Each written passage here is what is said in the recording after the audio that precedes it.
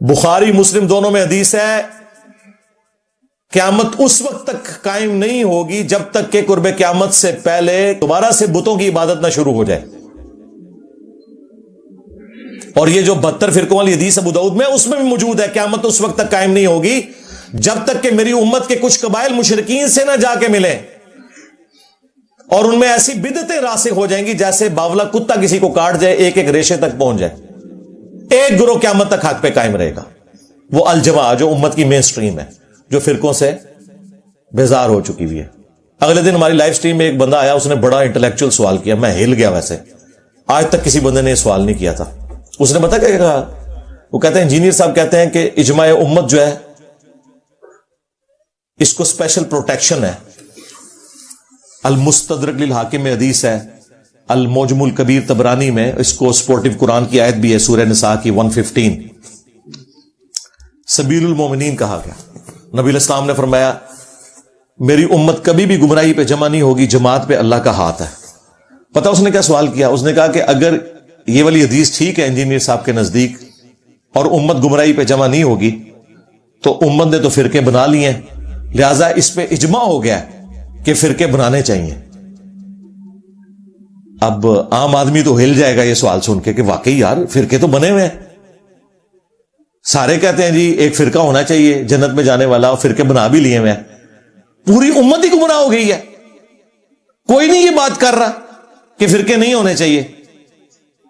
سرکار وہ سوال ہے میرے سامنے، میں کہ نا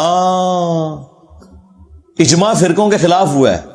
کہتے ہیں جی کس طرح؟ میں نے کہا اس طرح کہ بریلوی اپنے آپ کو فرقہ مانتا ہی نہیں. آپ کہیں کہ جی آپ بریلوی فرقہ ہو، کہتے ہیں توبہ توبہ، فرقہ واریت تو اسلام میں حرام ہے. ہم تو وہ ایک جماعت ہیں جو نبی الاسلام کے زمانے سے ابھی تک حق پہ قائم ہے. فرقہ تو دیوبندی ہے، وہ کسی حد تک درست ہے. پہلے صوفی یہ بریلویوں والے ہی ہوتے تھے، دیوبندی بعد میں نکلے ان میں سے. فرقے تو یہ ہیں ملکہ وکٹوریہ کی پیداوار وہابی. جی جب انیب قریشی صاحب کا طالب الرحمان شاہ کے ساتھ مناظرہ ہوا، جو توصیف راشدی صاحب کے بڑے بھائی ہیں، اس میں انہوں نے کہا کہ جو اہل حدیث کا لفظ آتا ہے نا اور اہل سنت کا محدثین کی کتابوں میں، اس سے مراد تم لوگ نہیں ہو، تم وہابی ہو. او والے اہل حدیث تھے 80. ہائے اگر وہ والے اہل حدیث 80 تے 80 بریلویاں دی مسجد اہل حدیث کیوں نہیں لکھتے؟ اور اہل حدیث کہندے نے او والے اہل سنت 80 تے وہابی اپنی مسجد اہل حدیث کیوں لکھتے ہیں، اہل سنت کیوں نہیں لکھتے؟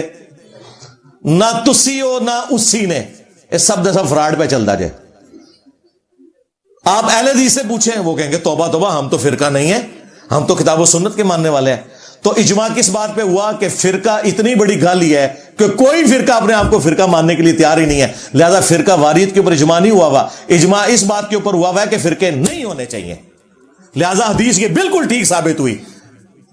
کہتے ہیں جی قرآن کے خلاف اگر اجماع ہو جائے، قرآن کے خلاف اجماع ہو ہی نہیں سکتا، جس کا سب سے بڑا ثبوت یہ ہے، یہ قرآن کی آیت تھی، وَاعْتَصِمُوا بِحَبْلِ اللَّهِ جَمِيعًا وَلَا تَفَرَّقُوا. اللہ کی رسی قرآن کو مضبوطی سے تھام لینا اور فرقوں میں مت بٹنا.